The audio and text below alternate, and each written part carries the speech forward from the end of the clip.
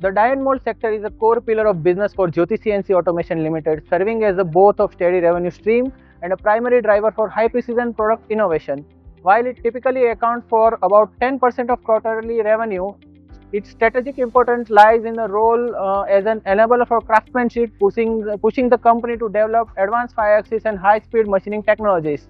To meet the sector's stringent demand for surface finish and complex geometry, Jyoti has introduced several specialized machine series such as RDX series and VMC Performance series, engineered for high material removal and superior surface finish for precision dies. For die and mold industry, we have introduced several innovative features such as integral spindles. Various RPM options are there, which is make your process much more easier to make the die to get the better surface finish and machining on difficult surface materials. We also have 5-axis high precision machines to manufacture complicated machining parts, which can be used into die mold industry also.